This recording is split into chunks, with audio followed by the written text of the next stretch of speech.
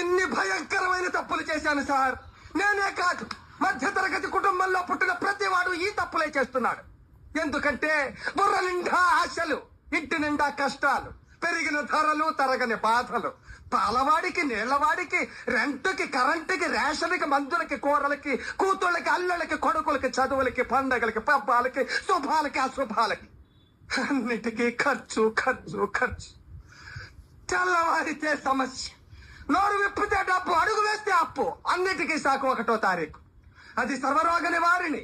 1వ తారీఖు అని 30 రోజులు ఎదురు చూస్తాను సార్. చివరికి అది ఇలా వచ్చి అలా వెళ్ళిపోతుంది. వరద బాధితులు ఆదుకోవడానికి హెలికాప్టర్ వచ్చి వెళ్ళిపోయినట్టు.